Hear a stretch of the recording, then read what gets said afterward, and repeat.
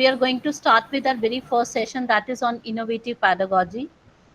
So in this particular session, we will provide you an overview that what we mean by pedagogy when it comes to the selection of different pedagogical approaches. So in this particular session, we are going to provide you an overview of that when it comes to the selection of the different pedagogical approaches, what the teacher need to plan beforehand, before selecting any media, before selecting any technology, or before even selecting an XYZ teaching method to be adopted. So the first thing that we need to consider is that what kind of learning environment that you want to create in your classroom environment. So with this note, we are going to start with the very first input session on innovative pedagogy. So when it comes to an innovative pedagogy, what we mean by pedagogy first. So pedagogy is an art of sharing knowledge which is dynamic in nature. So as a teacher, when I'm selecting any pedagogical approach in a classroom, I need to consider that it is not only me as a faculty who is a knowledge provider, it is also the student of my class who may have some sort of previous experiences, and on the basis of those previous experiences he is selecting or he is assimilating the amount of knowledge that we are going to pass to them. So when it comes to the selection of the pedagogical approaches or sharing knowledge among our class student, first thing that we need to consider is that learners are not empty vessels. They all have approaches. So they have when we are introducing new concepts to our students in a class, they try to connect or they try to associate that information with the previously learned knowledge, previously learned context of that information. So as far as pedagogy is concerned, and we are saying that it is dynamic in nature, so from this definition it is clear to us that learning is not simple, it's a very complex phenomena, it's very extensive and it is very deeper. So whenever we all have opportunity, so as a faculty, when you are attending this particular FDP, and there are variety of expert who was we are going to arrange for all of you. So whenever the expert is delivering a topic, you have an opportunity to reflect upon, you try to analyze, we all try to analyze information, we are critically analyzing information, because as a faculty I may have some knowledge pool, another faculty who is delivering a session, he may have different kind of experiences till now. So we challenge the misconception in a classroom environment, and in a growing environment we are trying to develop knowledge on a shareable basis. So pedagogy in the age of technology, it is always dynamic in nature, and whatever knowledge we are developing in a classroom environment, we need to consider that development of knowledge in this technology age must be on shareable basis. So when we are saying innovative pedagogy, so innovative pedagogy means, as a teacher, innovative means something new. So as a teacher, when I'm saying innovative, it means I'm going to introduce a new teaching method into my classroom. Why I am introducing a new teaching method? It may be the content change over the period of time. It may be the characteristics of my student population change over the period of time. It may be that whenever we are deciding the learning outcome, program outcome, or course or educational outcome, we inline these outcomes with the expectations of the word of work. That is why I need to change my teaching pedagogy. When I'm saying I'm using a different kind of pedagogical approach in a classroom environment, my major objective may be to improve the academic outcome, and I want to address the real problems to promote equitable learning in my classroom. So when I'm saying that I'm selecting a new pedagogical approaches, new doesn't mean that some new teaching method I'm going to create or I'm going to find out. There are 101 teaching methods already available in the literature. Depending upon what my learning outcomes are as a faculty, what I want to achieve or what my student must be achieved, at the end of the class. As per that selection, I'm going to select a teaching methodology. So when I'm saying the different teaching approaches, it may be the use of appropriate means. So in the inaugural session we said that educational landscape in India is growing and it is constantly changing. So from traditional approach of teaching, we are shifting ourselves to digital platforms or digital integration of technology in teaching learning. It means there are variety of tools or variety of methods available with me. My student may attend an offline classroom in an institute, and at the same time my student may attend a class or cover a subject while sitting in his or her personal space just by using laptop and internet facility. So when I'm saying innovative pedagogy, why we need to select different pedagogical approaches, because our learning spaces are changing and they are changing a lot. So as a teacher, if I cannot design a tool, I may have training, or I'm saying that I must have training or information that what are the different tools and methods available with me, by the use of which it is possible for me to extend my reach to the student population. So we have, as per the different accreditation body, we have different learning outcomes that we define for our subject.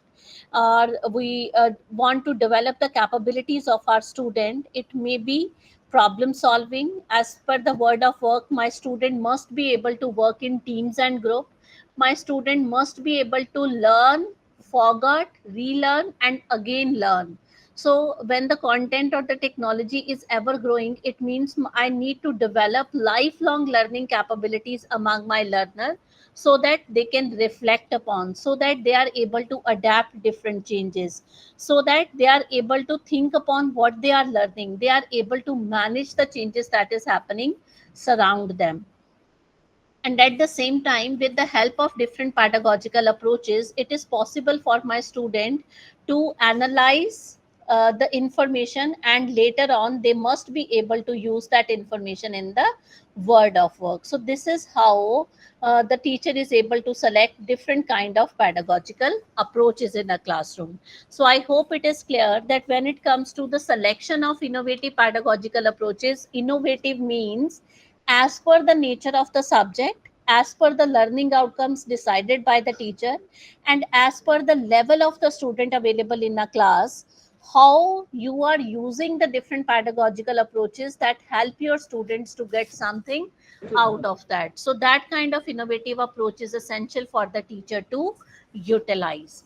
As a teacher, when we are selecting different pedagogical approaches, there are many things that, or many factors that are impacting our selection. It may be the infrastructure available at the institute, it may be the subject or the expertise that are contradictory with each other with the faculty, it may be the kind of or the quality of the student population that is available with me in my class.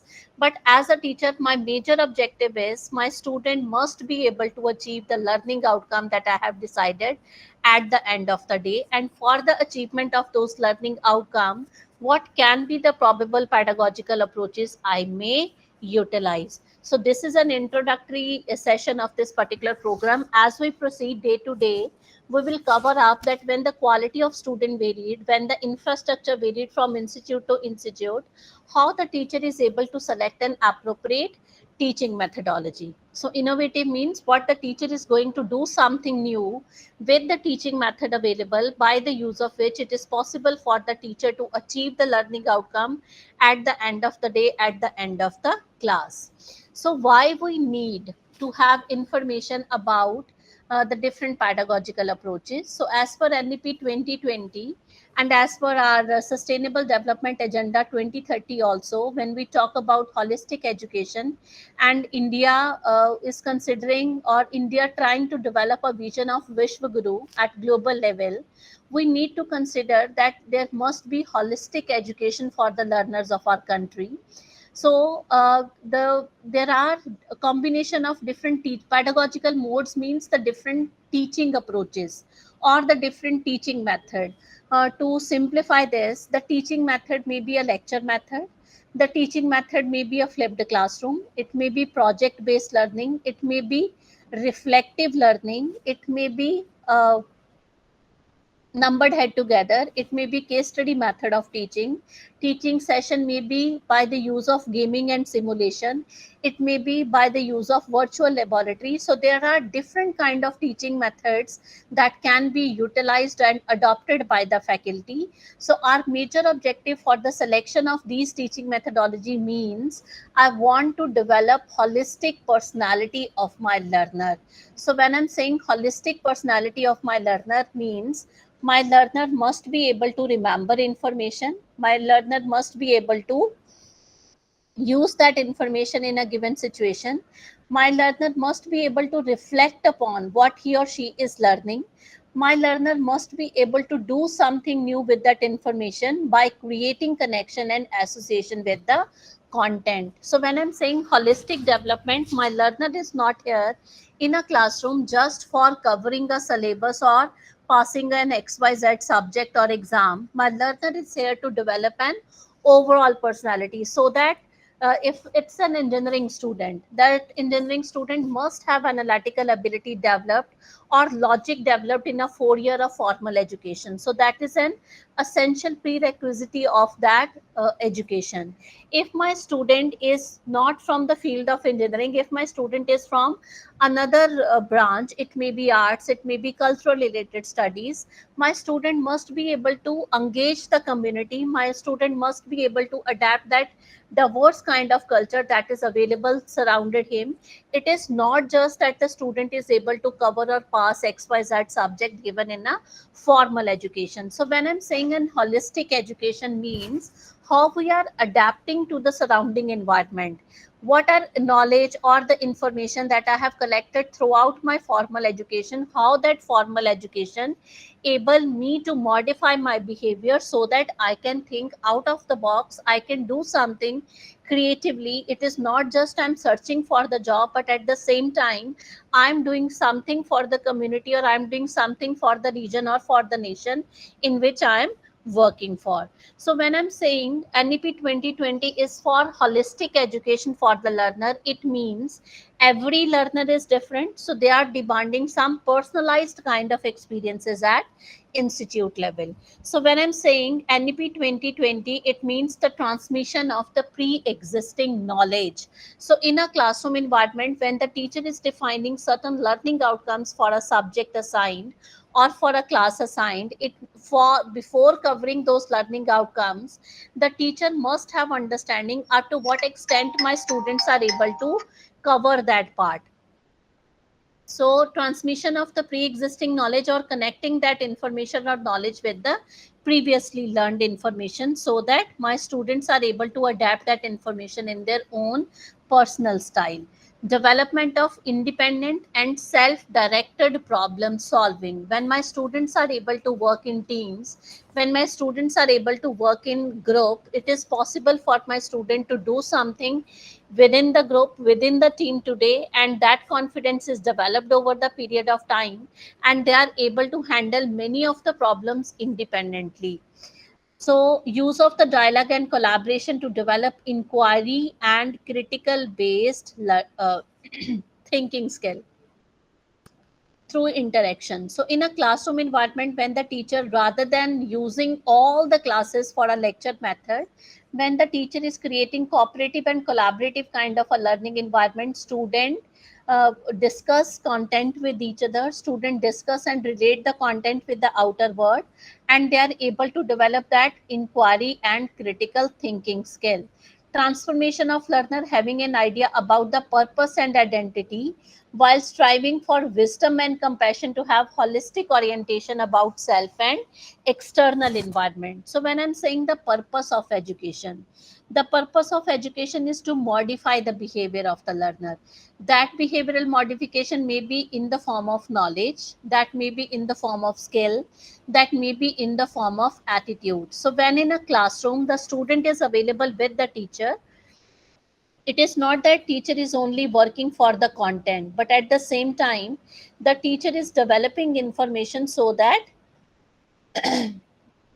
the overall development in terms of knowledge, overall development in terms of skill and response. When the student need to respond to a given situation, the student must accurately and appropriately develop that kind of a response. So value or moral system need to be developed at institute level. So that is why NEP is asking for the different kind of pedagogical approaches where the student have a chance to interact with each other a lot.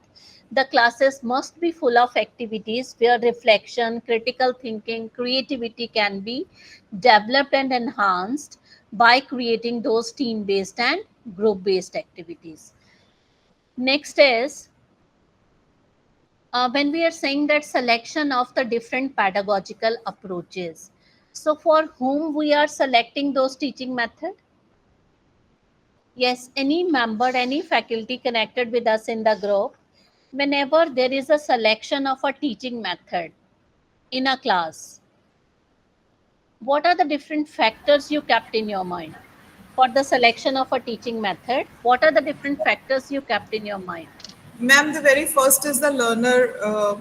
We consider that what is the level of the learner, the grade, age, what is the pre-existing knowledge that he or she is having. Thank you very much, Along Daisy with, ma'am. along with that, resources too, ma'am. Resources. Okay.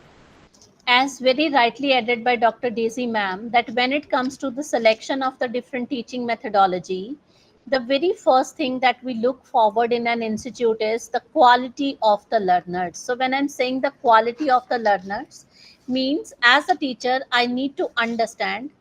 So, as a teacher, I must understand that who are the learners available with me in my class.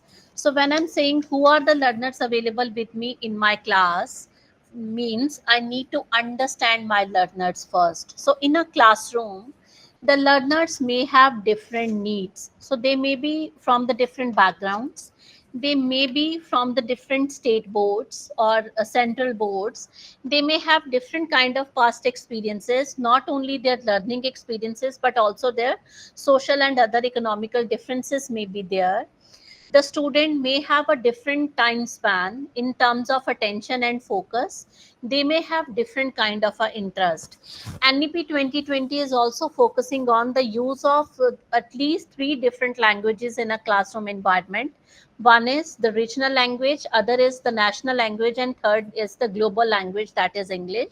So when I'm saying the command over the different languages doesn't mean that we are not developing our learner for the global environment, but for the development of understanding related to the content, the teacher must be fully equipped with the content, with the resources, by the use of which it is possible for the teacher to translate the information in a language where the learner is able to easily understand. The learners may have different kind of cultural background. So when I'm saying there are different kind of interest, there may be different kind of values, there may be different or a particular style of learning, or they may have different kind of EQ IQ ability available in the learner. It means in a classroom with diverse learners, the very first thing that I need to consider as a teacher is there must be communication all the time in a classroom, and that communication must be a two-way communication, so that if there is any difference or there is any clashes or any challenges that is faced by the student in a class, at least they have a chance to discuss and overcome. They are able to overcome those kind of challenges. So when I'm saying understanding learner, there may be variety of learners available in a class. So I'm not going into the details of this particular theory, that is available on internet also. So when I'm saying the different variety of learner, and there is a need of different kind of pedagogical approaches to be identified by a teacher. So there may be verbal learners in your class. So when I'm saying the verbal learners, in terms of resources, the requirement may be the books, the diaries. Diary means the notes, structured notes of that information, different writing tools, dialogues, discussion in a class, debates, or maybe the most appropriate teaching method for these kind of learner may be case study method of analysis, maybe story illustration, maybe virtual sessions, maybe think, peer, share, maybe jigsaw method of teaching. So these can be the different pedagogical approaches that we can utilize for verbal learners, because those are the learners who learn best by using their senses, that is hearing or seeing words, speaking, reading, writing, discussion, and debating kind of learning environment. The second category of learners in a classroom may be logical and mathematical learners. So, as an engineer by profession and by education, when it comes to the understanding of the content, so I'm taking my example only. So, when it comes to understanding a content and going through that particular information, it may be theoretical by nature. Say, for example, when I'm going through the theories of different pedagogy or learning style, my formal education is engineering, so my thinking pattern up to this with the help of experience is bit logical by nature. So when I'm reading one theory, then there is another theory, then there is a third theory available in a literature, I'm trying to find association and relationship between the information that is available, so that practically when I'm introducing that theory to my participant or to the faculty of various institutions, it is possible for me to correlate that information in their real life classrooms. So logical kind of thinking is developed over the period of time. So in a theoretical information, again, I always search for relationship, I always search for the pattern, so that it is possible for me to classify that information and categorize that information, rather than theoretically reviewing that information and then delivering that information. So, in a same sense, if in engineering institutions, where the major and foremost requirement that need to be developed among student population is logical ability, so our teaching method must be based on experiential kind of learning, structured kind of experiences, where the student first imitate the faculty, and then over the period of time, with the help of that formal education, it becomes natural for the student to think logically about that content, about that information. So there must be real life experiences need to be created for those students. It may be industrial visit, it may be internship practices, it may be project based teaching, it may be inquiry based learning session. The tutorial classes or the problem solving classes must not only focusing on structured problem solving, but there must also be ill structured problem that is given to the student, so that they can reflect upon that particular problem. So it might be the pedagogical approaches that we can use for these kind of learner. In a classroom environment, there may be visual learners also. So when I'm saying visual learner, so visual learner is working with pictures, they are working with colors, they are visualizing information using their mind, eye, and drawing. So when I'm saying the visual learners, it may be game based environment, it may be PowerPoint presentation, it may be art kind of images given to the student, it may be illustrated books, it may be a trip to the different fields. So that is a visual kind of environment that we are going to create for a technical student. For example, when I'm saying a visual learner in a technical class or in core engineering area, so when I'm saying a visual learner, it may be the graphs, it may be the stats, it may be the data input that we are going to provide to our students, so that they can think about that information from that point of view. So logically and visually, they are able to connect with that amount of informations, and that classes will be more interesting to those students. There may be students in your class who can be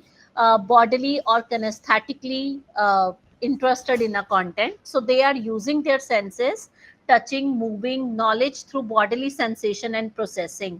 So the best method to teach these kind of students are role play method of teaching, story illustration, build in projects, movement, sports and physical activities, tactile kind of experiences. Tactile kind of experiences means in a laboratory environment, those learners are more engaging, they are more motivating as compared to the complete theory session. So they want hands on kind of experiences. So when we are saying the linguistic learner, in a layman language, linguistic learner means the people who are word smart. Logical or mathematical learners, the people who are number smart. When I'm saying visual learners, the people who are picture smart. When I'm saying the bodily or kinesthetic learner, the people who are bodily smart. So those are the learners who demand most of the time the hands-on activity or problem-based exercises to be given by the teacher. Another level of intelligence may be musically smart people. So on YouTube, when you search for the information, there are many I have seen many videos specifically from the field of thermodynamics, and there are many videos available from electrical branch also, where the content is being created in a musical form. So many universities, many institutions world over working towards the content, development of the content by using rhythmic sounds also. So those are the learners who are able to turn their lessons into lyrics. So there are many students, and I hope in your personal experiences also, you come to know many of the students who made acronym of an larger portion of information just to memorize that information. So this is an example of the learner who is musically smart. So they are turning their lessons into lyrics or speaking very rhythmically. So those learners are the musical learners. So these learners are from the field of arts, they may be from the field of cultural studies, they may be from the field of philosophy. So those are the learners who want the content to be converted in a rhythmic manner. There are interpersonal learners also. So these are people smart. In layman language, interpersonal to understand is the people smart person. Means these are the students who are very good when the team based and group based activities assigned to them. When extracurricular activities provided to those learners, they excel in those fields also. They are able to relate information, they are able to share information from one end to another end, they are able to cooperate with each other. So these are the students whose social skills are developed as compared to other students a lot. So those are the students who are very good in terms of the project assignment, that is maybe mini project, maybe minor project, maybe laboratory environment. So these are the students who are able to do very good in group based and team based kind of activities. There are students who are intrapersonal. Intrapersonal means me smart. So there are students who are able to work by their own individually with the confidence. They are able to reflect upon different activities. So when it comes to the interpersonal kind of learner, they are able to go deeper into an information and try to find out a meaningful information by their own. So these are the students who do not demanded much from the faculty and from the system. They just need resources or information about resources. They are capable enough to develop those resources for their own needs. There can be naturalistic learners. So naturalistic learners are very minimal in number. So those are the learners who are able to develop information even without the help of the faculty. So when I'm saying interpersonal learner may demand resources from the student, but in case of naturalistic learner, they do not need anything from anyone to develop. So they are able to find out information by their own, and they are very curiosity in these kind of learners is very high. So they go deeper and deeper into information, and they are able to collect a detailed amount of information. So whatever they are learning, they want to learn that in a whole sense. So why? So when in a class the question started is with why for a particular student, so maybe that student is a naturalistic student. He want answer to every statement that is developed in a class. So when it comes to understanding learners, so these can be the different kind of learners may available in our classes. So when it comes to the approach or the different selection of different pedagogical approaches, as per the content given to the students, to the teachers, it means when a subject is assigned to the faculty, so as per the demand of the subject, when the teacher is preparing for the coursework files and planning for the different lessons in a semester, the teacher need to think upon that these may be the variety of learners available with me in my class, and how I'm going to cater the needs of these learners. So maybe I'm using PowerPoint presentation as a method of teaching. I may be using case study method of teaching. For few of my classes, there may be role play. For few of my classes, it may be through the virtual session. There must be activities that are team based and group based, and I'm also going to give independent assignments to my student. It all depends upon the nature of the subject that is assigned to you. So the key takeaway from this particular point is to when we need to understand who our learners are. So depending upon the variety of the learners available within a class, the teacher need to select different teaching methodology as per the nature of the content. Say for example, a subject of mathematics. A subject of mathematics, the teaching methodology is, best teaching methodology is a lecture method where the teacher develop the content in front of the student step by step, maybe by using chalk and board. For a subject of human resource management, the case study method of teaching is the best approach. For a subject of mass transfer and heat transfer from the field of chemical engineering, it may be a combination of lecture method, practical kind of environment, it may be problem based, it may be project based that can be given to the student. So for a subject, there can be variety of learning experiences that must be utilized by the teacher for engaging the students in a class. The second major thing that we need to consider when it comes to the selection of the different pedagogical approaches is, as a teacher, who we are as teacher. So who we are as teacher means, who we are as teacher means we need to understand our comfort and order too. So when I'm saying our comfort and order too, there may be 100 different teaching methods available, but if I do not have information about those teaching method, or I am not comfortable while using those teaching method, it means I am not able to implement fully in my classroom environment. For a one teacher, story illustration may be a very good approach when it comes to give examples to the student. Another teacher, it may be PowerPoint method of presentation in which the teacher before commencing that particular class provide handouts of that PowerPoint presentation to the student. Student can go through that information, prepare few questions for the teacher, and come in the class and ask those statements to the teacher. There may be third teacher in a class who want that this kind of structured information I want to deliver to my student with the help of lecture method, and at the end of the lecture I'm going to ask questions to my student rather than student asking questions to me. So when I'm saying the different variety of learners available in a teaching learning environment, at the same time there are variety of teachers also in any educational setting. So depending upon the comfort and order of the teacher, it is the responsibility of the management to identify the needs and professionally train the teacher in different pedagogical approaches. So with experience, it is possible for the teacher to capture few of the teaching methodology, but yes, for other teaching methods, the activity based session need to be organized at institute level so that teachers come to know that started from the learning outcome up to assessment and evaluation of the student, what are the key factors that need to be the part of my classroom environment. So comfort, order along with professional training is required at the part of the teacher when it comes to the selection of different pedagogical approaches. So after understanding the different styles of learning, we also need to understand the aptitude of the students in a class.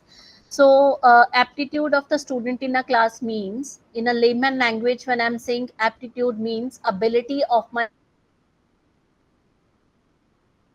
to learn. So it measure the overall performance of the student in terms of his or her mental ability. So when I'm saying aptitude of the student, as per an aptitude only we can define different expectations. So those expectation must be the realistic one.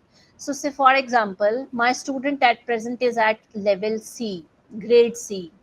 Is it practically possible for me to shift the level of that grade from C to A within one working semester? The answer might be no.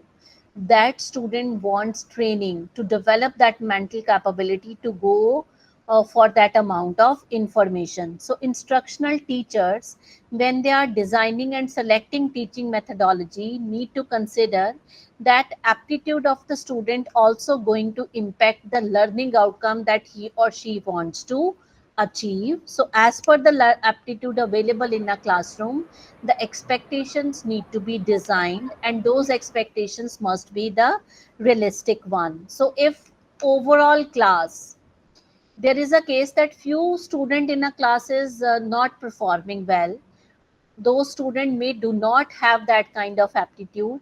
But if after covering a content or after covering the subject, there are many of the students who are not able to perform well in a given subject, then there is a question on the teaching ability of the faculty. So teaching effectiveness need to be evaluated.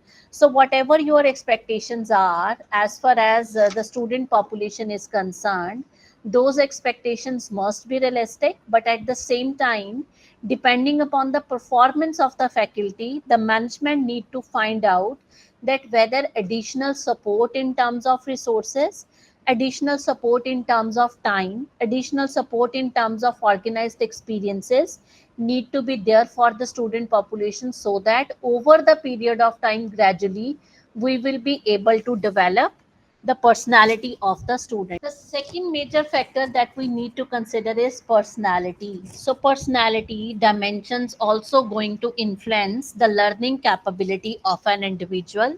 There may be students who are extrovert by nature, so those students felt very happy when a presentation is given to them, when a seminar activity is organized for them, when there are discussion based classes organized, when the teacher is using maybe a role play method of teaching. So those extrovert students are taking part very engagively and very effectively. But at the same time, if there is an introvert student available in your class, that student may demand a structured amount of information. That student may at the end of the semester demand that, ma'am, kindly provide me all the PowerPoint presentation that you used for your sessions. That student may demand for the recorded session because they do not want to openly interact with the faculty or interact with the other students, but yes, they want to go through that information. So that kind of variety of experiences and variety of choices need to be there as far as the personality traits of the students is dependent. Another is attitude of the student. So when I'm saying attitude of the faculty, attitude of the faculty means comfort and order of the teacher to engage the classes. Attitude of the student means that kind of comfort and order need to be developed among your student population also. So when I'm saying attitude, there must be pauses in a classes, there must be break in a classes, there must be non instructional discussion in a class, there must be general conduct to be considered in a classroom environment, there must be communication procedure to be followed by the teacher, there must be acceptance of a student population, such as making a good eye contact, a good body language, restating question, paraphrasing the information again and again, dignifying responses, providing and obtaining feedback in a classroom environment. So all these strategies help us to develop comfort and order among student population. So overall, the attitude of the student need to be developed by the teacher. Then motivation. When it comes to an motivation, it is being said that practically the best motivation factor for the student is to get good marks out of your subject. So when I'm saying motivation, when I'm saying attitude, why student need answers for few questions, that why I'm doing this, how I'm going to do this, what resources do I need to have to complete this particular assignment or activity, at the end of the completion what I'm getting out of that, or I'm just covering for the sake of assignment provided to me by the teacher. So if the reason or reflection is there associated with an activity, it will be more engaging for the student to go for that activity. Motivation. So when it comes to a motivation of the student, it can be reward, it can be penalty also. So sometimes student work just for the sake of award, sometimes they perform certain activity just for the fear of the they are fearing from the faculty. So motivation can be intrinsic, it can be extrinsic. created by the teacher for that particular student. Emotional intelligence. So in a classroom, the teacher must be able to identify the kind of EQ ability available in a class. So depending upon the EQ ability, the teacher can find out the best suitable leadership style to be used for that set of students. So this is how it is possible for me. The very first step when it comes to the selection of the teaching methodology, the very first point that we need to consider is understanding who our learners are, and understanding that as a teacher what my comfort and order is, and what affect our learners. So learning, as a teacher I need to identify their learning needs. So cognitive needs can be fulfilled by the classrooms that are full of questions. So as a teacher I must recognize good question. I must ask few questions to my student. I get help from the experts also. I must practice problem solving and give problems to my students also. There must be some of the compulsory activities given to the student, and some of the reflective based exercises given to the student to think independently about that information. There must be mini or major project assignments given to the student depending upon the level and nature of the subject, and there must be chances given to the student to process amount of information. So if the classrooms fulfill all these requirements, it is possible for me to develop some sort of knowledge pool among my student population. Social needs of the student can be fulfilled when the student have a chance to interact with each other. Many of the studies in education pedagogy field said that when the students are talking with each other, there are no personality clashes. When they are interacting with each other, there may be informal interaction, but those informal interaction help the student to develop relationship with each other, and later on these interpersonal relationship help the student to go through the complex information of different subject. So talking up to some extent is essential in a classes in an initial phase. This will help us to develop good interpersonal relationship with our student, and within the student population also students are able to find out the like minded people with which they can work.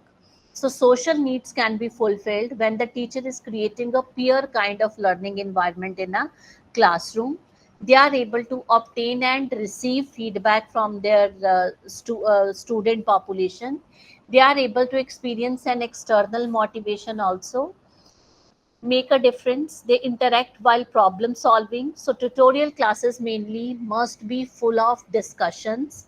They must be able to explore and challenges the traditional myths and convention. They must be able to have opportunities in which they can grow with their friends. Affective means behavioral needs can be fulfilled when the teacher is defining certain objectives and goals for the student, when there is a positive attitude in a classroom environment, when we are open to a feedback kind of an environment where the student is able to provide feedback to the faculty, and at the same time the teacher is providing a good descriptive and corrective feedback to the student to improve upon in a timely manner. There must be some self assessment or self reflection based activity, and there must be some of the responses or defined activity where student have a control over that, yes, within this stipulated time period I have to complete this activity. And at the last there must be a sense of belongingness with that learning environment. It means as a teacher, when I'm entering in a class, my style of leadership must be servant style of leadership or shared style of leadership. So in this knowledge economy, when I'm selecting the different teaching methodology, I need to understand that there are different sources of knowledge that is available with the student. Maybe what I am delivering today, student may have more advanced information available on XYZ resource. So I need to act as a servant. I need to act as a shared leader so that we can share resources with each other and we grow as a community, rather than teacher is a leader in a class and students are here just to physically attend and listen to that particular leader. So a community development in a classroom need to be there to fulfill the requirement of today's learning environment. When it comes to the development of the skill factor, the skill environment must be comfortable enough. So when I'm saying comfortable enough means all needs of the learners, even of the instructor of that particular environment, need to be fulfilled. So in this particular program, when we are saying the development of sustainability or driving for sustainability, so driving for sustainability doesn't mean that in an educational institution we are just focusing on coverage of syllabus, completion of the courses, providing certificates to the student. It means we are developing as a community. So in a community there can be professional needs, there can be personal needs also, and specifically for a skill related activity where safety precautions need to be considered, personal environment of that individual must also be considered by the institute. So how many resources, how many tools, good nutritional food, good sleep, adequate child care, transportation facility, comfortable working environment, flexibility in working hour. So all these parameters we need to think upon, because maybe the student who is learning something at an institute, that student may enroll for another program as per NEP guidelines in another institution. So we have to provide that flexible and comfortable kind of a learning environment so that my learner is able to complete all the objectives or all the goals that is being defined by them. So, what affect the learner is an immediate environment, the emotional state of the learner. At present, suppose at present your emotional state is not very good, and I'm start lecturing to you for XYZ assignment. So, if I'm not empathetic enough, I'm not actively listening to the problems of you, it is not possible for me to pass an information to you. So emotional state also matters a lot. What are the different societal needs of the learners, and what are the different physical needs of the learner that also need to be considered. Now come to the role of the teacher. So till now we are discussing that when it comes to the selection of the different pedagogical approaches, the first and foremost factor, Daisy ma'am also added that it is the student who is available with us in our classes, who are available with us in our classes. So when it comes to the selection of the different pedagogical approaches, as a teacher, I also need to understand that what I need to have in my pool so that I can transfer that information to other. The very first thing as a teacher I need to consider is a subject knowledge. So nowadays, when I'm saying a subject knowledge, it is not only as per the defined curriculum provided to you. When I'm saying a subject knowledge, as a teacher, when I'm preparing for that information or I'm preparing for that content, I need to look forward to what the research studies are mentioning or saying. What is the demand of the word of work, how I'm going to inline this information or content, and what are the different examples that I'm going to add on to my lecture so that my students are able to relate that what is actually happening in the word of work. So subject knowledge means we are able to map that information that is given in the curriculum along with what is happening in our surrounding environment.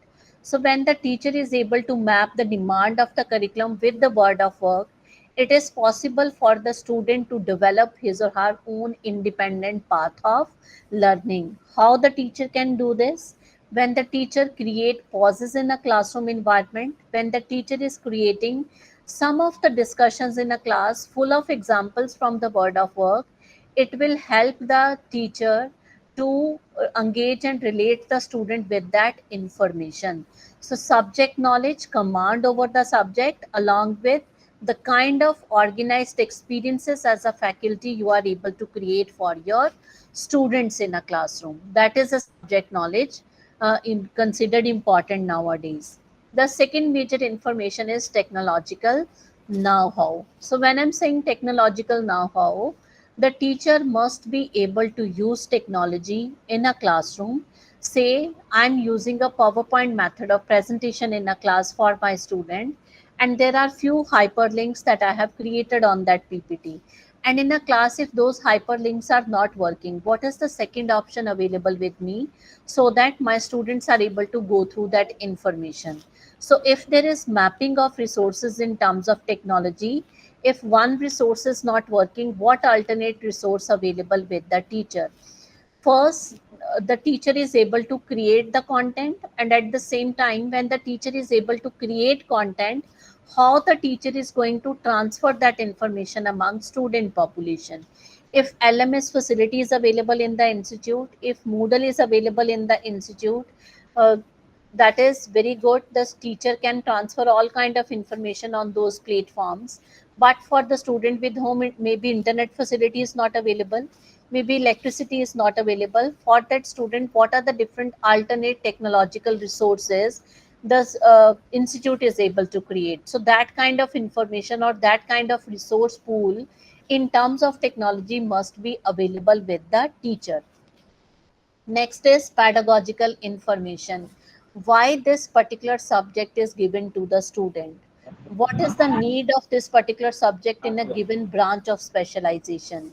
If this particular subject is not there, or if the subject is there, how can I'm going to correlate that subject with the branch of specialization? Say, for example, Indian knowledge system nowadays, subject related to ethics and values, subject related to yoga and meditation, subjects related to environmental sciences, subject related to sustainability parameters. So there are variety of subject that is introduced nowadays to the students curriculum.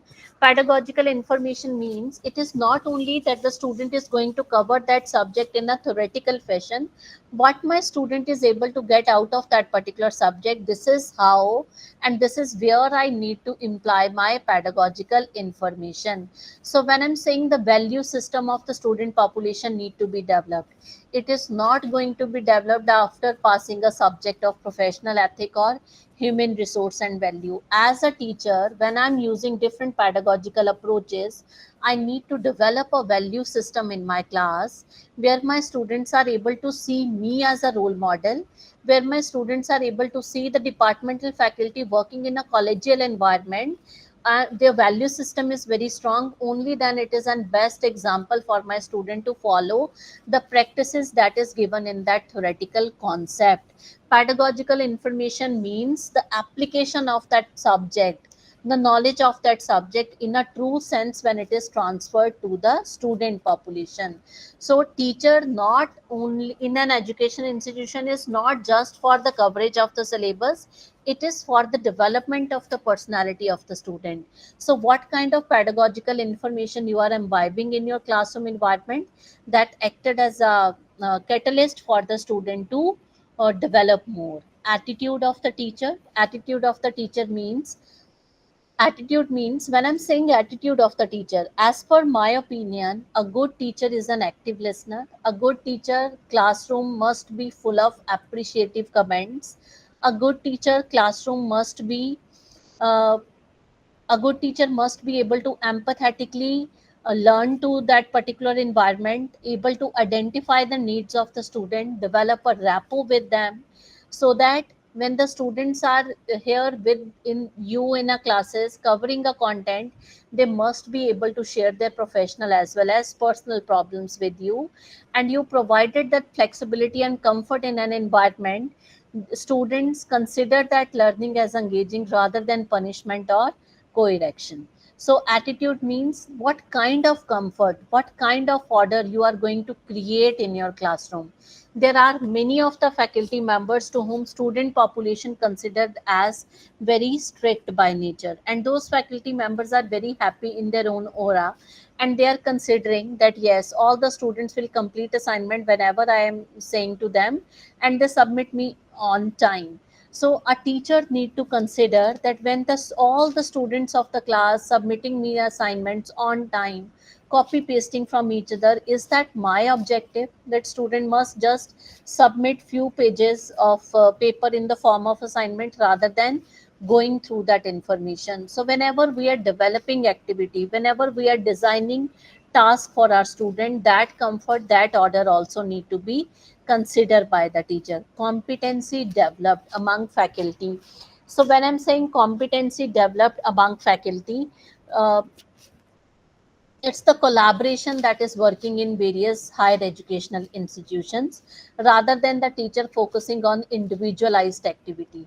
So you go through NEP 2020, you will find out all research related activities are also about interdisciplinary kind of research, transdisciplinary kind of research, collaborative research activities, globalization of research with the different collaboration with outer organizations. So when I'm saying competency, nowadays competencies is in collaboration, to whom you are collaborating with, how you are sharing your knowledge system with the other faculty members of your institutions and outside your institution. So when I'm saying the interdisciplinary kind of research, transdisciplinary kind of research, engaging the community in your research projects, or developing community with the help of your knowledge or with the help of your research assignments, that is the kind of competencies need to be developed by the faculty, rather than individually working in a given area that do not have any relationship and association with the different knowledge pools that is available in an institute. So as a teacher, I must have a command over the subject. I must know technology up to some extent.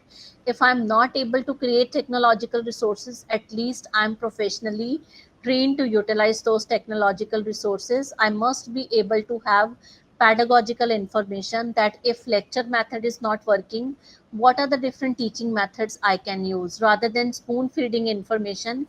How can I convert my classes into activity based or reflective based session? How I am able to develop comfort and order among my students, and what kind of competencies is the need of day, and how I am collaborating with other institutions. So when I'm saying a role of a teacher specifically in a classroom environment, textbook orientation, emphasis on completion of syllabus, chalk and talk, teacher directed classroom processes. These are the things that we were working and providing since ages. But in today's environment, when we are saying a teaching learning environment, it works in collaboration with each other. So there are three main pillars in an educational institution as far as teaching learning processes are concerned. First, you need to identify your learners, then you find out what your objective is as a teacher, and what are the different pedagogical practices that can be adopted at institution level, by the use of which it is possible for me to create different online offline learning environment. The institute can develop different kind of resources, maybe individually, maybe in collaboration with other institutions in the region, and at large we are able to develop organizational aspect of community engagement. So this is in nutshell a teaching learning process that we are able to create. So when it comes to the learning climate specifically for a student population, our major objective is to modify the behavior of the learner. Suppose there is a student with X behavior. After going through that formal education, whatever resources that you are going to provide, those resources can be in the form of physical resources, that can be space, that can be infrastructure, that can be equipment, materials or tools, that can be human resources, means the trained teacher and supporting staff. There can be financial occurring non-recurring resources, there can be informational and energy resources available at the institute. All those resources are for modifying the behavior of the learner. So whenever the teacher is creating a learning environment in an institute, it must be related to specific task and specific activities. Only then it is possible for you to select different pedagogical approaches. That is the different selection of different pedagogical approaches. So, as per the literature, there are four different approaches that we are talking about nowadays. The very first one is the teacher centered learning. So, when I'm saying the teacher centered learning environment means the learning take place as a response to stimuli in an environment that is mainly followed as teacher centered learning. So when I'm saying teacher centered learning, it means the classrooms that are full of direct instructions, the classrooms where lecture based lessons are there, and where the teacher is the sole authority to lead the lesson. So whenever the knowledge is delivered in these kind of learning environment, it is delivered as per the curriculum that is assigned to the teacher. So when I'm saying the teacher based classes, it can be the combination of lecture method, It can be the combination of demonstration based activities. It can be the combination of note taking activities. It can be the combination of any structured kind of environment where the teacher wants the student to go through the new amount of information. So when I'm saying teacher centered learning environment, teacher centered learning environment means all the activities that is designed by the teacher is visible by nature, and they are the structured ones. Say for example, when a new subject is being introduced to the student, or for a branch of specialization when a new terminology is being introduced to a student. So for that new information, the student must have ample amount of information to be covered within a defined time period. So for this, it may be the direct instruction that is working. So teacher centered means when I'm going to use the teacher centered learning environment, teacher centered learning environment is basically the traditional style of teaching where our major objective is to cover the amount of new information that we want to give to our student. So basically, when a new subject is being introduced to the student, in that particular case, we can go by the approach of teacher centered learning environment, where a visible and structured kind of information can be given to the student by the use of demonstration method, by the use of lecture method, by the use of real kind of experiences that is created by the teacher. The second approach of teaching that can be utilized at institute level is constructive approach of teaching. So constructive approach of teaching is mainly based on the constructive theory. So it is teacher centered learning in research is considered as visible learning, whereas progressive teaching style is considered as invisible learning as per research literature is available. So when I'm saying a progressive teaching style, Montessori style of teaching is progressive teaching style. Steiner method is a progressive style of teaching. So in a constructivism method, it means that whenever the teacher is engaging the classes, it must be full of activities. So those activities must be able to relate the previously learned knowledge with today's learning. So the teaching method such as inquiry based learning, the teaching method that we are going to cover in this particular program, that is project based learning, the teaching method that is experiential or reflective learning, the teaching method in which students are able to do something in a group, in a team, and construct meaning of that particular information. So those teaching styles are progressive styles of teaching. So these kind of teaching can be used for the learners who do not have much command over the subject knowledge, but they are able to develop something in the presence of the faculty when they are able to construct in an engaging environment. So we are developing student population invisibly by setting few goals and few objectives. The third pedagogical approach the teacher can think of is social constructivism pedagogical approach. So in social constructivism pedagogical approach, there are two different things that we need to consider. Means the classes must be full of teacher centered environment, and classes must also be full of student centered environment. It means there is a group based or team based learning that is the major part of that particular environment, but depending upon the level of the student available, the teacher is always there to help the student and to facilitate the process of learning. Few examples of these pedagogical approaches may be the teacher modeling approach of teaching, when the classes are full of question, means questioning method of teaching, when there is a peer classroom, peer evaluation, peer learning introduced to the students, when there is a whole class instruction given to the student in the presence of the faculty. So those classes are considered as socially connected classes. The fourth approach of teaching that is very famous nowadays as far as the various research articles and studies are concerned, that is liberalization in education. So liberalization in education means democracy in a classroom where the student voice is placed at the center.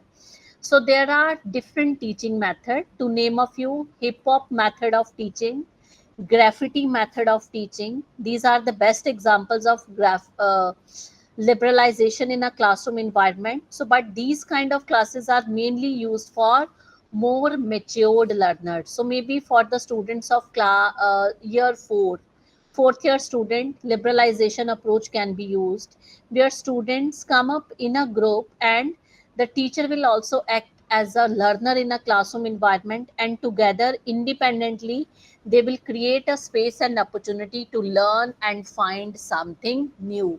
Most of the medical based courses in a fourth year, when the students are actually in the field kind of studies, in that particular case the liberalization approach of teaching can be utilized. For the courses like btech, bvoc, or other bachelor courses, graffiti method of teaching, concept mapping, mind mapping are the pedagogical approaches that can also be utilized. So when it comes to the selection of the teaching methodology, it may be teacher centered, it may be student centered, it may be socially connected, it may be democratic based. We are not saying that today there is only demand of student centered teaching method. It is not true. When a learner is new to that particular education, to that system, there is a combination of 4 different pedagogical approaches that can be utilized by the institute. Initially, the visible kind of pedagogy, where we are introducing new concept or building the foundation of the student with respect to a specific branch of specialization. So teacher centered classes comes into picture.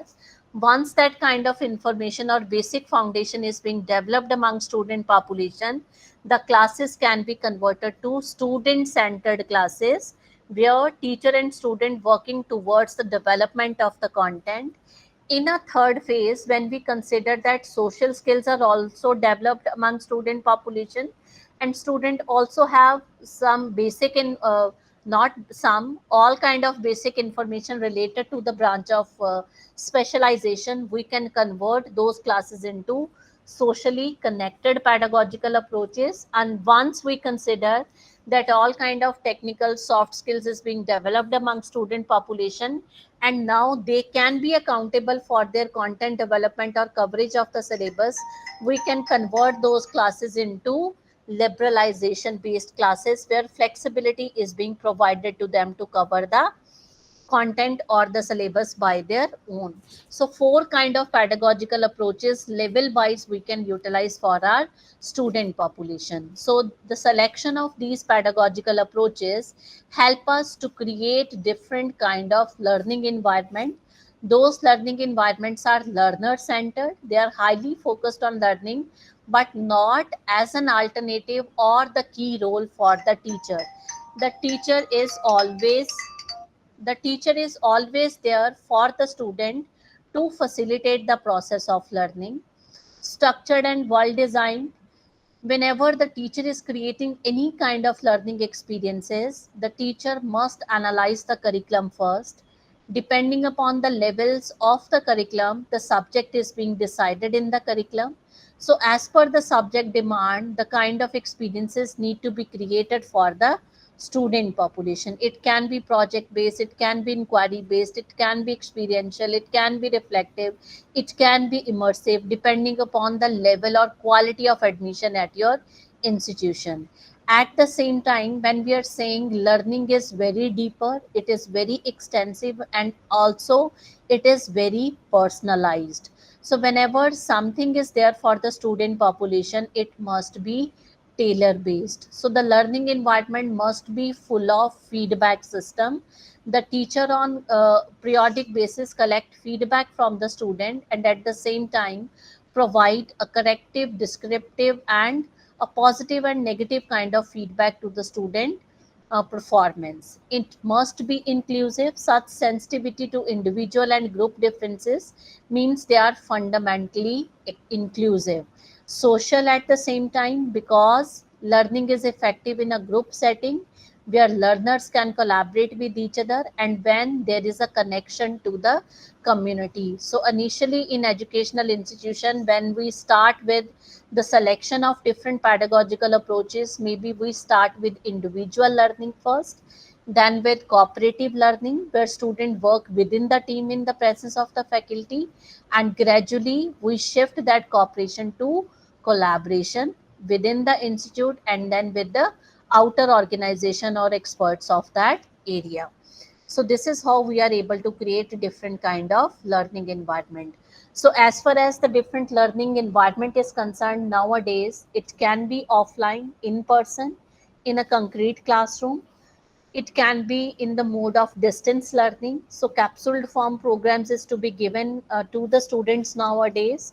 So there are many programs that is being floated as per NEP 2020 given to the students of different institutions. So those are the smaller courses or also considered as audit courses. There can be offline learning environment created at institution for regular student. It can be synchronous based, asynchronous based, that we are going to cover in the sessions to come. There can be blended learning kind of environment by the utilization of virtual platforms in teaching learning. It can be experiential learning, that can be practicals, that can be internships, that can be experimentations, training, or simulated kind of learning. So basically, when it comes to a teaching learning, it can be lab based or it can be field based studies that is to be planned at an institution. So as per NEP 2020, innovation in pedagogy means experiential learning, hands-on learning, digital landscape need to be developed, inquiry based learning, and real life projects need to be given to the student. And shift from traditional pedagogical approaches to the integration of information technology, arts integrated and sports integrated education, storytelling based pedagogy, shifts toward competency based pedagogical approaches. And there is one question in the chat box. Can you give some suggestion on how to engage with a class when there is a major language barrier? So, sir, as per NEP 2020, it is clearly mentioned that when it comes to a content, the content must be available in a regional language to the student population also. It must be in a global language and it must also be in a national language. So, at institute level, when there is a major barrier in terms of language, the institute can work towards the development of tailor made content for the student. So a lot of effort need to be put in by the departmental faculty when it comes to the translation of the content in their regional language or other language. On AICT platform also there is one facility that is Anuvadini. So in Anuvadini there are many of the subjects available in different languages. You can search for those resources also. But if language is a barrier, it is the responsibility of the teacher to develop that tailor made content so that the level of understanding can be developed by utilizing their regional language, and ultimately by providing them activities and tasks, the teacher can develop proficiency in the global language also. Gradually we can work upon. So thank you very much, Mohammed sir. Okay, now we move forward to the last part of this particular presentation, that is capacity building on various pedagogical approaches. So in this particular session, we have covered teacher-centered pedagogical approach, student-centered pedagogical approach, socially connected pedagogical approach, and liberalization in pedagogy. So when it comes to utilize these pedagogical approaches at the different levels of formal education, there are certain skills that we all need to develop. So the very first one is the communication skill. So there are four basic skills of communication, that is reading, writing, listening, and speaking.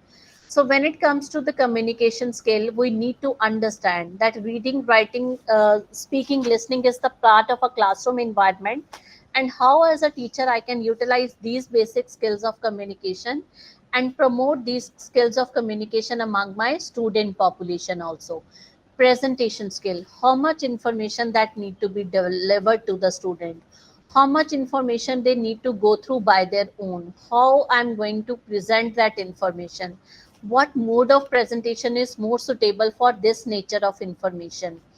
If my class is of 45 minutes, how I'm going to divide time, among the information available which I want to deliver to my class students, so that I have a time to interact with my student, and even my student have a time to uh, complete few of the activities by their own. Knowledge enrichment.